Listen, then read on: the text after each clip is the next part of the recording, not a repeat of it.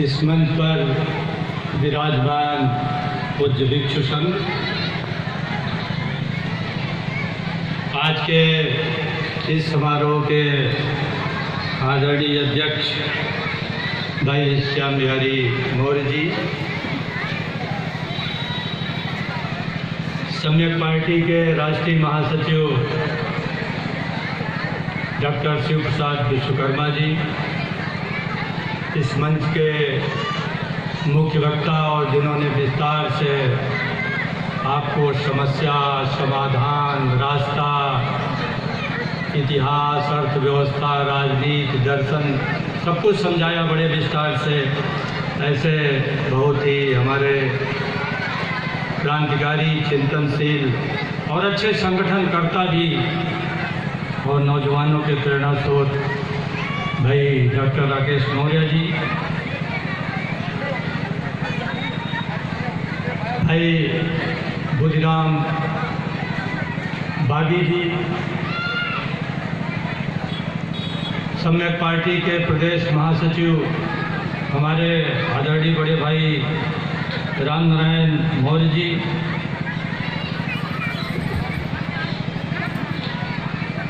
और बहुत ही प्रखर चिंतक, वक्ता और अपने बातों को बहुत करीने से रख करके तमाम समय से जागरण का कार्य कर रहे भाई संबोधन कुशवाहा जी, और बहुत कुशलता से और बहुत अनुशासन से इस पूरे मंजर का संचालन कर रहे भाई विजय शंकर कुशवाहा जी। संचालक का कार्य बड़ा दुरूह होता है, समय जिनको न मिला वो नाराज़ भी होते हैं, और जिनको बिल्कुल समय न मिला तो बेहद नाराज़ होते हैं। और समय के बीच कार्यक्रम को पूरा भी करना है तो आपका दायित्व भी बहुत गुरुतर होता है।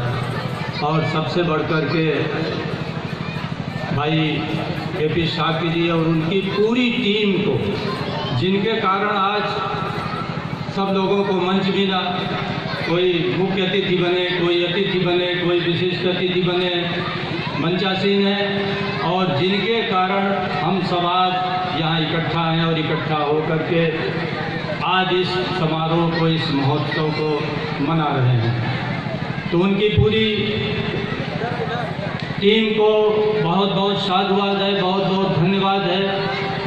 ये परंपरा 2002 से शुरू होकर के निरंतर चल रही है और ये कारवां चलता रहेगा। कारवां इसलिए चलता रहेगा कि मैंने एक बार संबोधन में कहा भी था कि ये मझगवां है। मझगवां पाली का एक शब्द है मध्यम, उस मध्यम गांव से बिगड़ते बिगड़ते मझगवां हो गया है। कभी भगवान बुद्ध की बाणी बेलर नदी के किनारे गूंजती थी, और आपके किनारे से बेलर नदी गुजर रही है। आप सभी जानते हैं कि ये बेलर नदी भारत के इतिहास, संस्कृति, विचार, सोच और विशेष रूप से भगवान बुद्ध की विचारधारा की बहुत बड़ी साक्षी रही है। और इसके किनारे तमाम स्तूप, तमाम भग्नावशेष आज भी भगवान बुद्ध के इस नदी के किनारे उनकी बाड़ी गुंजायमान थी, उसके प्रतीक हैं, उसके साक्षी हैं, उसके प्रमाण हैं। तो ऐसे पवित्र जगह, ऐसे महत्वपूर्ण जगह हम लोग आज ये समारोह मना रहे हैं। अभी फेसबुक पर कुछ हमारे साथियों ने यहाँ के दृश्य और फोटो डाल दिए। एक सज्जन ने टिप्पणी कर दी कि अशोक जयंती तो 20 अप्रैल को है, ये कौन सी जयंती मनाया जा रहा है। अब लोगों को कैसे समझाया जाए, अशोक का जन्मदिन है, इतने महापुरुष का जन्मदिन है, तो एक महीने पहले से और एक महीने बाद तक तो मनता रहेगा भाई, इसमें और कौन सी बात है। तो ये मझगवां में एक महीने पहले से, 1.5 महीने पहले से ही मनाने का ये कार्यक्रम शुरुआत हो गया। बच्चा तो पैदा होगा, जब पैदा होगा सोहर गाने की प्रक्रिया गांव में पहले से शुरू हो जाती है। शादी होगी जब होगी, शादी के गीत पहले गाना शुरू हो जाता है, होली जलेगी जब जलेगी, लेकिन होली के गीत गाना हम पहले से शुरू कर देते हैं। ये हमारी परंपरा रही है और इसी परंपरा के सिलसिले में हम ये आयोजन आज मना रहे हैं। और आप लोगों को आज जो विषय वस्तु दिया गया है वो दिया गया है कि विश्व शांति में भगवान बुद्ध के धम्म की क्या प्रासंगिकता है। धम्म की प्रासंगिकता की भी चर्चा करनी है, विश्व के शांति की भी चर्चा करनी है। और विश्व की शांति की जब आप चर्चा करेंगे तो सबसे पहले तो दुनिया में दो देश हैं जिनकी जनसंख्या सबसे ज़्यादा है, चीन और भारत। उसमें से एक देश हमारे कब्जे में है। तो जब विश्व शांति की बात होगी तो निश्चित रूप से दुनिया का जो सबसे बड़ा देश है उसमें दूसरे नंबर का जो देश है भारत, उसमें भी शांति की बात आपको करनी पड़ेगी।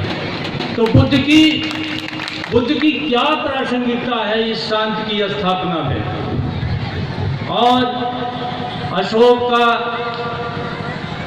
जन्मदिन बनाने का हम लोगों का क्या मकसद है इस पूरे इलाके में, इस पूरे देश में। और आज तो पूरे विश्व में सम्राट अशोक का जन्मदिन मनाए जाने की परंपरा धीरे धीरे शुरू हो रही है। अभी हमारे भाई राकेश कुमार जी ने और भाई संबोधन जी ने एक स्वामी जी का जिक्र किया। वैसे तो जिक्र हम लोगों को ऐसे लोगों का नहीं करना चाहिए जिनको इतिहास का, जिनको संस्कृति का, जिनको महापुरुषों का, जिनको इस देश की परंपरा का कोई ज्ञान नहीं है। लेकिन जब कभी कभी ऐसे महापुरुषों पर वार होता है तो निश्चित रूप से उनके अनुयायियों में एक आक्रोश होता है, और आक्रोश में वो हो सकता है कभी कभी उस आक्रोश में, क्रोध में कुछ अपशब्द भी निकल जाए, गलत भाषा भी निकल जाए, जो नहीं होना चाहिए। क्योंकि हम बुद्ध के लोगों की परंपरा शांति की परंपरा है, सहिष्णुता की परंपरा है, भाईचारा, प्रेम, मोहब्बत, शांति, सद्भाव, समन्वय से मिलकर रहने की भावना है। और आप जिनका आज जन्मदिन मना रहे हैं अशोक के शिलालेखों में, उसके लिए समवाय शब्द का प्रयोग किया गया है कि हमें समवाय से रहना चाहिए। समवाय क्या है?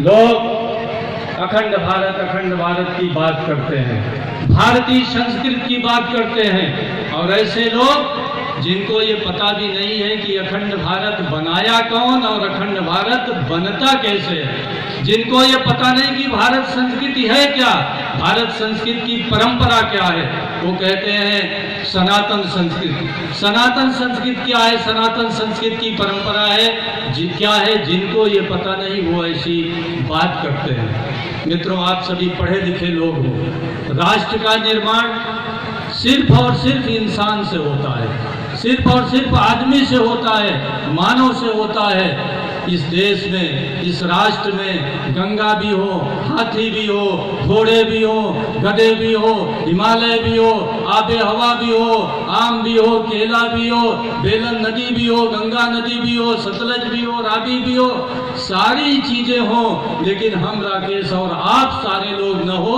तो क्या ये राष्ट्र बनेगा? कभी नहीं बनेगा। क्योंकि जो राष्ट्र की प्राथमिक इकाई है वो इंसान है। तो इंसान को बनाने की परंपरा बुद्ध और अशोक की परंपरा है। मानव को उन्नतशील, प्रगतिशील, मानव को जागरूक बनाने की परंपरा अशोक और बुद्ध की परंपरा है। बुद्ध ने जब आपको पंचशील की बात की तो उस पंचशील में उनका यह नितार था, उनकी यह मनसा थी कि जब मानव पंचशील का आचरण करेगा तो मानव के बीच कभी द्वेष, ईर्ष्या, हिंसा और कोई भी एक झूठ और वितंडावाद का वातावरण नहीं होगा। और जब मानव को एक समान मानेगा, मानव शांति और सद्भाव के साथ रहेगा, शील सदाचार के साथ रहेगा, समानता के साथ रहेगा, तभी अखंड समाज बन पाएगा। और जब अखंड समाज बनेगा तभी अखंड राष्ट्र बनेगा। बिना अखंड समाज के अखंड राष्ट्र का निर्माण नहीं हो सकता। और अखंड समाज के निर्माण की प्रक्रिया ही बुद्ध है। इस देश में अगर अखंड समाज का निर्माण किसी महापुरुष ने किया तो बुद्ध ने किया, श्रमणों की परंपरा ने की, और उसी बुद्ध के सारे बातों को लेकर के अशोक ने इस देश में सांस्कृतिक राष्ट्रवाद की स्थापना की। जैसा मैंने कहा, राष्ट्रवाद क्या है? एक देश की भौगोलिक सीमा में रहने वाले सारे निवासियों का सामूहिक चिंतन, कहाँ सामूहिक हित है, सामूहिक सोच, सामूहिक जीवन शैली, सामूहिक अभ्युदय, सामूहिक विकास, सामूहिक कल्याण और सामूहिक उनका हित, सब कुछ मिला करके सांस्कृतिक राष्ट्रवाद की अवधारणा बनती है। तो बुद्ध ने कहा कि सारे मानव बराबर हैं, और जब सारे मानव बराबर हैं तो एक अखंड समाज का निर्माण होता है, एक समतावादी समाज का निर्माण होता है। और आज जो लोग अखंड भारत का सबसे बड़ा मंत्र जाप कर रहे हैं, उन्होंने इस देश को कौन सी परंपरा दी, उन्होंने इस देश को कौन सी संस्कृति दी, उन्होंने इस देश को कौन सी सोच दी? उन्होंने इस देश की सबसे बड़ा एक दार्शनिक चिंतन करके, उनके ऋषियों ने, उनके बड़े महापुरुषों ने सोच करके एक आपको मंत्र दे दिया वर्ण व्यवस्था का, और कहते हैं कि ये वर्ण व्यवस्था ईश्वर ने बनाया है, ये ईश्वरीकृत वर्ण व्यवस्था है। और बड़ा खोज मंथन और शोध के बाद ये वर्ण व्यवस्था बनी है, और ईश्वर ने बड़ा सोच समझ कर बनाया है, बहुत बड़ा दर्शन है। और इसमें इतना बड़ा दर्शन है कि यह देश वर्ण व्यवस्था में बट करके टुकड़ों टुकड़ों में समाज का विभाजन इस देश में हो गया। और जब टुकड़ों टुकड़ों में समाज का विभाजन हो गया तो यह समाज विखंडित हो गया, और विखंडित समाज कभी भी अखंड राष्ट्र का निर्माण नहीं कर सकता।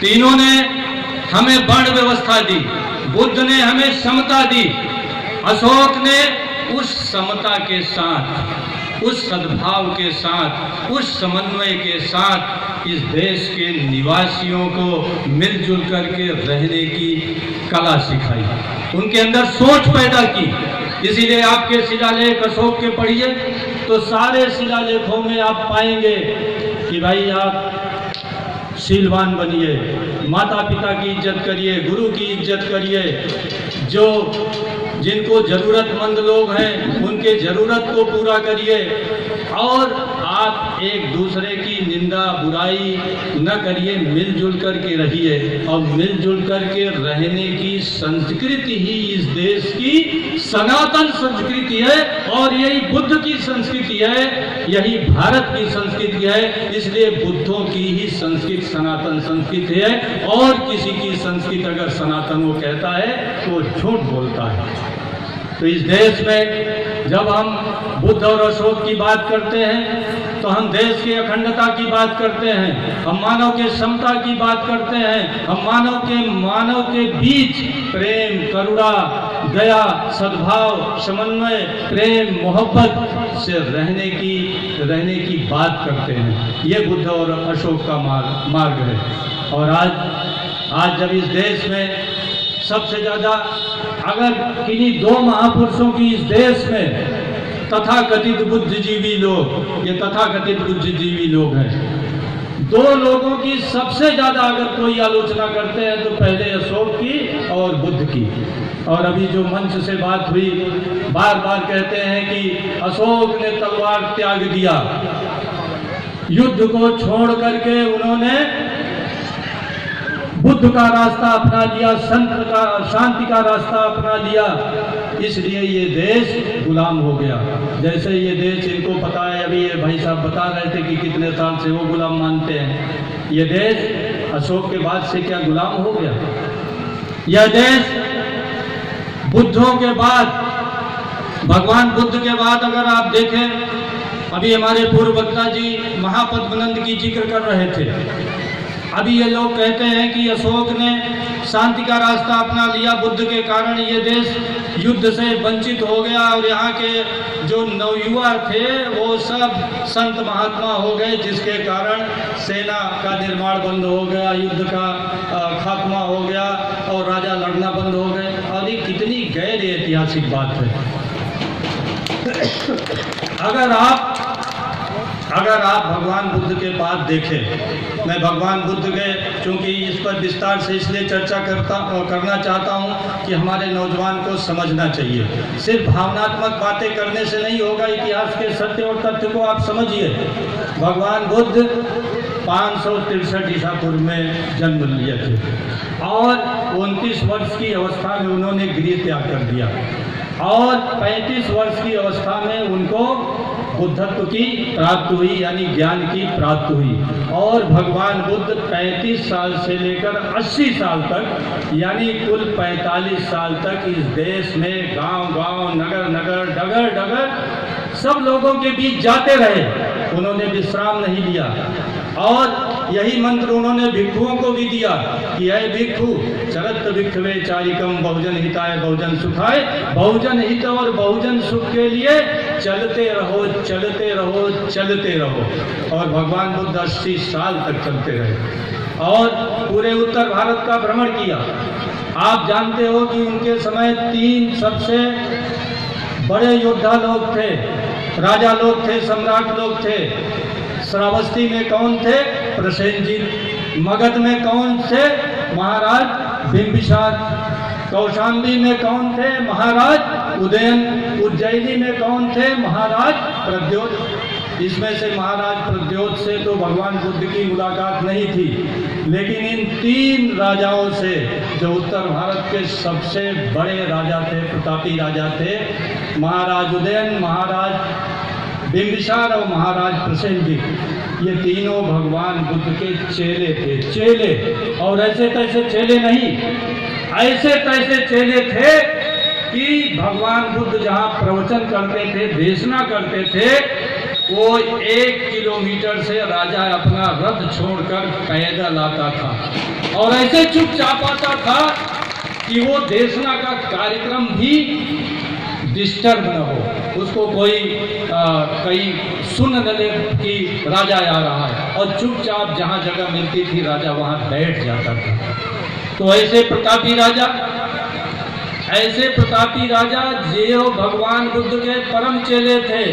अगर भगवान बुद्ध को युद्ध त्याग की शिक्षा देनी होती, युद्ध को छोड़ने की शिक्षा देनी होती, सेना को समाप्त करने की शिक्षा देनी होती और युद्ध बड़ी खराब चीज है ये शिक्षा देनी होती, तो पहले ही 3 चेलों को तो वो देते।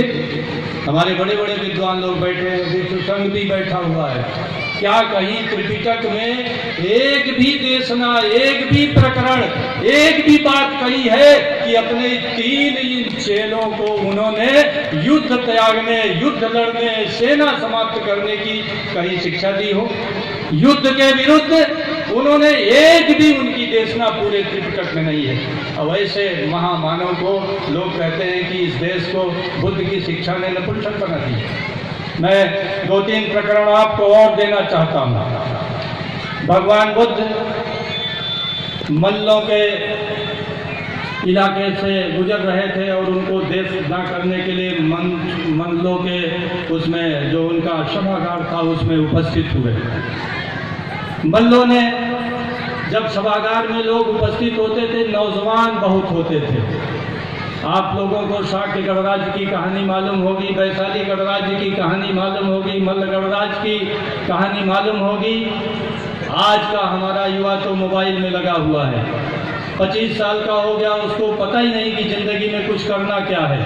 हम गांव में जाते हैं, नौजवानों से पूछते हैं क्या पढ़ रहे हो बेटा, इंटर कर रहे हैं, क्या कर रहे हो, बीए कर रहे हैं, क्या कर रहे हो, बीएससी कर रहे हैं, क्या कर रहे हो, पढ़ते। हम पूछते हैं कि करना क्या है, तो कहीं इसके बारे में तो कभी हमने सोचा ही नहीं। ये जवाब आते हैं। और एक वो जमाना था भगवान बुद्ध का कि जब नौजवान इकट्ठा होता था और परिषद में राष्ट्र, समाज, देश के कल्याण की बातें हुआ करती थी, उसका चिंतन हुआ करता था, तब जाकर के ये गणराज्य थे, तब जाकर यहाँ लोकतंत्र सुरक्षित था, तब जाकर के लिच्छवी के योद्धाओं की बात होती है, तब जाकर शाक्य योद्धाओं की बात होती है, तब जाकर मल्ल योद्धाओं की बात होती है। जब हमारा नौजवान उस समय इस प्रकार से था, उसका चिंतन, उसका सोच, उसकी विचारधारा लोगों ने इस ढंग से विकसित की थी, शिक्षा से, दीक्षा से, संस्कार से, एक साथ उठना, बैठना, सोचना,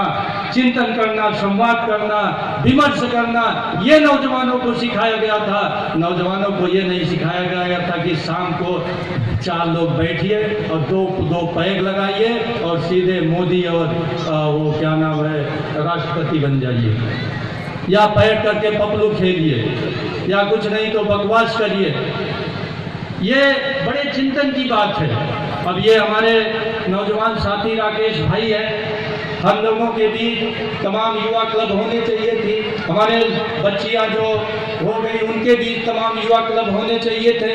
इन युवा क्लब की दैनिक बैठक होती, दैनिक बैठक न होती तो साप्ताहिक बैठक होती, अपने इतिहास के बारे में, अपने महापुरुषों के बारे में, समकालीन घटनाओं के बारे में, अपने चलो जातीय बिरादरी के बारे में, अपने समाज के बारे में, अपने माता पिता के बारे में, गांव के बारे में, आज की राजनीति, अर्थव्यवस्था, समाज सबके बारे में चिंतन करते। तब जाकर के शायद अगर राकेश जैसे व्यक्ति आते तो वैसे ही प्रश्न उपस्थित करते जैसे मल्ल नौजवानों ने भगवान बुद्ध के सामने प्रश्न रखा था। अब मल्ल नौजवानों ने प्रश्न क्या रखा उसकी मैं बात करूंगा।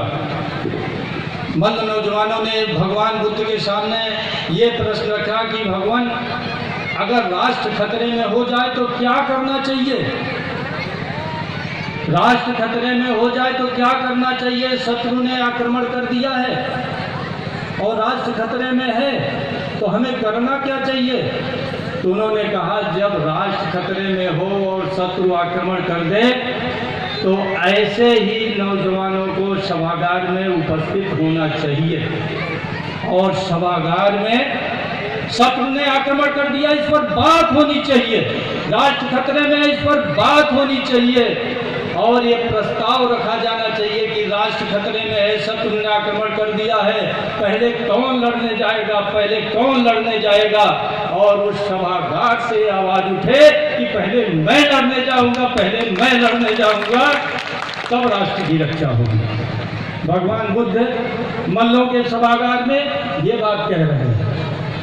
उसमें पाली में आया है कि प्रथमम को, प्रथमम को, प्रथमम को, तो उसका जब जवाब मिले प्रथमम मैं, प्रथमम मैं, प्रथमम मैं, पहले मैं जाऊंगा, पहले मैं जाऊंगा।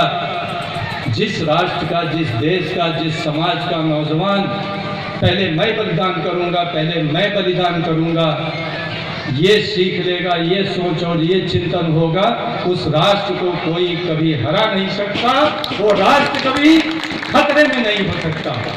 भगवान बुद्ध ये बात कह रहे हैं और ऐसे व्यक्ति को एक मूर्खाचार्य कह रहे हैं कि उन्होंने देश को नपुंसक बना दिया, देश को नपुंसक बना दिया, ऐसी बातें कर रहे हैं। अब हम एक और उदाहरण देना चाहते हैं उनके जीवन से, थोड़ा लंबी बात हो रही है लेकिन सुन लीजिए। तमाम तरह की बातें तमाम समय न दिमाग में आती न आपको सुनने को मिलेगी। भगवान बुद्ध राजगीर वैशाली में विचरण कर रहे थे। उसी समय बिंबिसार के पुत्र अजातशत्रु पाटलिपुत्र की स्थापना कर रहे थे। पाटलिपुत्र की आप जानते हैं कि सोन नदी और गंगा नदी दोनों का जहाँ संगम होता है वहाँ पाटलिपुत्र की स्थापना हुई है और पाटलिपुत्र की स्थापना बिंबिसार के पुत्र अजातशत्रु ने की भगवान बुद्ध के समय। भगवान बुद्ध पाटलिपुत्र टहलते टहलते पहुँच गए और अजातशत्रु को पाटलिपुत्र की स्थापना देख करके बहुत पसंद हुए और अजातशत्रु तो उनका चेला था ही, उसको देशना दिए और उसने देशना के दौरान भगवान बुद्ध ने ये घोषणा की थी कि कभी ये पाटलिपुत्र इस विश्व का सिरमौर बनेगा। विश्व का सिरमौर बनेगा पाटलिपुत्र। और कह रहे हैं किसके सामने? राजा के सामने। तो कोई स्थान मगध की राजधानी पाटलिपुत्र देश का सिरमौर बनेगी। कब बनेगी? जब मगध अखंड भारत के स्थापना का केंद्र बिंदु होगा। और केंद्र बिंदु कब होगा? जब आप युद्ध लड़ेंगे शांति से। कटोरा लेकर भीख मांगने से साम्राज्य की स्थापना नहीं होती है। कटोरा लेकर भीख मांगने से कोई अपना राज्य नहीं सौंप देता है। बाहुबल पर, तलवार बल पर, युद्ध लड़के सेना के बल पर साम्राज्य का विस्तार होता है। भगवान बुद्ध ने मगध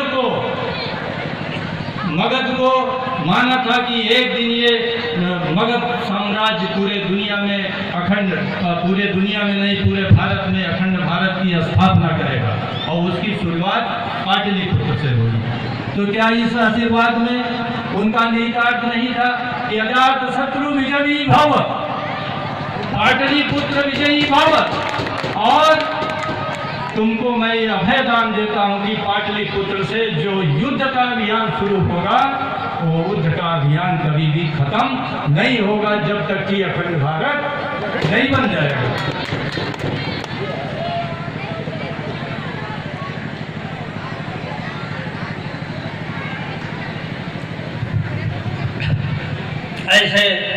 ऐसे महापुरुष को ये ठीक है कि युद्ध आम लोगों के लिए नहीं है। आम जनता के बीच शांति चाहिए, राष्ट्र के भी बीच सद्भाव, शांति और सद्भाव चाहिए, तभी विश्व की शांति बनेगी। लेकिन भगवान बुद्ध ने कभी भी युद्ध के विरुद्ध, सेना त्यागने के विरुद्ध, राज्य की हिंसा के विरुद्ध, राजा तो हिंसा करेगा ही, राज्य की हिंसा के विरुद्ध बिल्कुल बात नहीं की। और सम्राट अशोक के बारे में भी कुछ प्रकरण आप लोगों को बताना चाहूँगा। ये बहुत इतिहास की बड़ी गलत धारणा है और इतिहास गलत पढ़ाया जाता है कि जब कलिंग युद्ध हुआ तो अशोक भीषण रक्तपात से बहुत विचलित हो गए और उन्होंने बुद्ध धर्म ग्रहण कर लिया। ये इतिहास का सबसे बड़ा झूठ है, सबसे बड़ा झूठ है। ये वो लोग जो अशोक को ये कहते हैं कि उसने तलवार त्याग करके शांति का रास्ता अपना दिया, उन्हीं लोगों का ये बनाया हुआ इतिहास है। अगर आप लोगों ने इतिहास पढ़ा होगा तो आप जानते होंगे कि जब कलिंग पर आक्रमण अशोक करने जा रहे थे तो उस समय अशोक बौद्ध धर्मानुयायी थे, बौद्ध धर्मानुयायी थे। और उन्होंने जब युद्ध किया तो ये अवश्य है कि भारत की सीमाएं जितना पहुंचना था पहुंच गई। अरे भाई, पूरा पाकिस्तान भारत में, पूरा बांग्लादेश भारत में, कलिंग विजय के बाद पूरा दक्षिण भारत में, और उनके दादा चंद्रगुप्त झटक लाए थे दहेज भी अफगानिस्तान भारत में, दहेज में झटक लाए थे। तो अफगानिस्तान का भाग भी भारत में, अब कितना भारत फैलाएंगे। तो जो भारत की एक प्राकृतिक सीमाएं थी वो अशोक ने कलिंग विजय के बाद प्राप्त कर लिया था। और अशोक को लगा कि अब ये अखंड भारत बन गया है जिसकी शुरुआत महापद्मनंद ने की थी। और इस अखंड भारत में अब प्राकृतिक रूप से तो एक हो गया, अब इस भारत को सांस्कृतिक रूप से एक करना है, वैचारिक रूप से एक करना है, विचारधारा से एक करना है। इसलिए उनको लगा कि बुद्ध का मार्ग अब और तेजी से बढ़ाना चाहिए। इसीलिए उन्होंने युद्ध की बातें क्या करते, युद्ध की बातें किससे लड़ने जाते, क्या लड़ने अफगानिस्तान के आगे वहाँ लड़ने जाते, जो पहाड़ी के ऊपर जो स्वाभाविक सीमाएं थी मिल गई थी। तो अब लड़ने की जरूरत नहीं थी, अब गढ़ने की जरूरत थी, देश को गढ़ने की जरूरत थी, देश को बनाने की जरूरत थी। इसीलिए अशोक ने मानव कल्याण के लिए, लोक कल्याण के लिए गढ़ने का काम शुरू किया। और गढ़ते गढ़ते इतना एक खूबसूरत भारत बना दिया कि वो सोने की चिड़िया हो गई। और आज तक वो प्रक्रिया जो बुद्ध ने शुरू की, जो महापद्मनंद ने शुरू की, जो चंद्रगुप्त ने शुरू की, जो अशोक ने किया, जो हर्षवर्धन ने किया, जो कनिष्क ने किया, ये आंखों में लोगों के किरकिरी बने हुए हैं कि आखिर वर्ण व्यवस्था के पोषक किसी क्षत्रिय ने क्यों नहीं तलवार उठाकर ये अखंड भारत बना दिया। और मित्रों, ये इतिहास का सबसे बड़ा सत्य है, सबसे बड़ा सत्य है कि महापद्मनंद, अभी हमारे भाई बंधुओं ने जिक्र किया था, जैन धर्मानुयायी था। कौन सा धर्म मानता था? जैन धर्म। और जैन धर्म ही अहिंसा परमो धर्मों की बात करता है। बुद्ध जी तो अहिंसा की बात ही नहीं करते। बुद्ध जी ने कभी नहीं, उन्होंने तो कहा ठीक है भाई, शांति से रहो, अनावश्यक युद्ध को मत पालो। लेकिन जैन मुनि तो कहते हैं भाई अहिंसा ही परमो धर्म। और उस जैन धर्म का अनुयायी महापद्मनंद था। और महापद्मनंद ने उत्तर भारत के 36 राज्यों को, 36 छोटे छोटे राज्यों को समाप्त करके एक अखंड भारत बना लिया। और वो कौन था? जैन धर्मानुयायी। तो ये श्रवण संस्कृत ने कभी भी हमें राज्य की हिंसा से हटने की या सेना त्यागने की या युद्ध त्यागने की हमको ये उपदेश नहीं दिए। अगर उपदेश दिए होते तो बुद्ध की बात तो छोड़िए, जैन धर्म का चेला, जैन धर्म का अनुयायी महापद्मनंद और अखंड भारत की स्थापना बाहुबल पर, तलवार बल पर, रक्तपात करके, सर काट करके अखंड भारत की स्थापना की शुरुआत करता है। इसके बाद यहाँ जो ज़्यादातर मौर्य समाज के लोग बैठे हुए हैं, आपके दादाजी आ जाते हैं, चंद्रगुप्त जी। चंद्रगुप्त जी भी जैन धर्मानुयायी थे। क्या थे? जैन धर्मानुयायी थे। और फिर वही बात, जैन धर्म में अहिंसा परमो धर्म। लेकिन जैन धर्मानुयायी चंद्रगुप्त ने तलवार के बल पर इस देश को, महापद्मनंद ने जो अखंड भारत की स्थापना की प्रक्रिया शुरू की थी, उसको आगे बढ़ाया। और यहाँ तक कि बाहुबल पर उन्होंने सिकंदर जैसे अजय योद्धा के, सिकंदर को अजय माना जाता है, आज तक वो कोई युद्ध अपनी जिंदगी में कभी नहीं हारा था। उसके जो सेनापति सेल्यूकस थे, जिन्होंने राज्य बना रखा था अफगानिस्तान के उस तरफ, हिंदू कुश पहाड़ी के उस तरफ, और जिन यूनानियों को अपने युद्ध कला पर, अपने बाहुबल पर, अपने युद्ध की टेक्नोलॉजी पर बहुत बड़ा अहंकार और गर्व था, जो अजय सिकंदर के सेनापति थे, उस सेनापति को अशोक ने अपने बाहुबल और तलवार के बल से हराया। और हरा करके युद्ध में अफगानिस्तान के उस तरफ ढेर सारा दहेज में भूभाग भी प्राप्त कर लिया। तो जैन धर्म के अनुयायी अखंड भारत की स्थापना करते हैं। जैन धर्म के अनुयायी महापद्मनंद अखंड भारत की स्थापना करते हैं। बौद्ध धर्म के अनुयायी अशोक कलिंग विजय करते हैं। और ये इतिहास का एक बहुत बड़ा सत्य है कि अगर 100 साल पुष्यमित्र शुंग का छोड़ दीजिए तो इस देश में कोई क्षत्रिय राजा भगवान बुद्ध से लेकर के हर्षवर्धन तक कोई नहीं हुआ। कोई भी क्षत्रिय राजा नहीं हुआ जिसने अखंड भारत की स्थापना किया हो। ये तो राजपूत काल से शुरू हुआ है सारी बातें।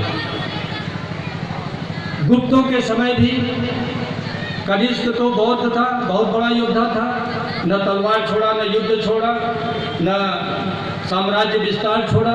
इसके बाद आते हैं बीच में गुप्त वंश। एक मैं और मनोरंजक आपको उसमें से प्रकरण सुनाना चाहता हूँ। ये प्रकरण आपको, हमारे नौजवानों को जाना इसलिए ज़रूरी है कि फेसबुक पर दुनिया भर के आपको दिग्भ्रमित करने की बातें होती रहती हैं कि भाई अशोक ने, अगर अशोक तलवार न छोड़ा होता तो हम शायद ऐसा होता है, ऐसा होते, बुद्ध जी ने ये कह दिया। तो हम लोगों को भ्रम की स्थिति से निकलना चाहिए। ये सिर्फ एक सामान्य कथन नहीं है। इस देश में अगर वर्ण व्यवस्था के लोगों को, इस देश में अगर सामंती सोच के लोगों को, इस देश में अगर समाज में विभाजन और विघटन और विखंडन पैदा करने वाले लोगों को सबसे ज़्यादा अगर डर है तो बुद्ध और अशोक से है। इसलिए सबसे ज़्यादा वो आक्रमण की बुद्ध और अशोक की विचारधारा पर करते हैं। उसको राष्ट्र विरोधी, उसको समाज विरोधी, मानवता विरोधी बीच बीच में साबित करने का ये लोग प्रयास करते हैं। मैं गुप्त काल की बात कर रहा था। आपने सुना होगा गुप्तों की जाति ढूंढते ढूंढते आज तक कोई भी इतिहासकार उनकी जाति और वर्ण नहीं ढूंढ पाए। मैं ये पूछता हूँ कि अरे मूर्खों, जब प्राचीन काल में वर्ण व्यवस्था के आधार पर राजा नहीं तय होता था, राजा तय होता था कि उसके अंदर बाहुबल कितना है, संगठन क्षमता कितनी है। वर्ण व्यवस्था के आधार पर राजा नहीं तय होता था, न वर्ण व्यवस्था के आधार पर राजा बनता था। तो तुम राजाओं की, महाराजाओं की, सम्राटों का वर्ण क्यों ढूंढते हो?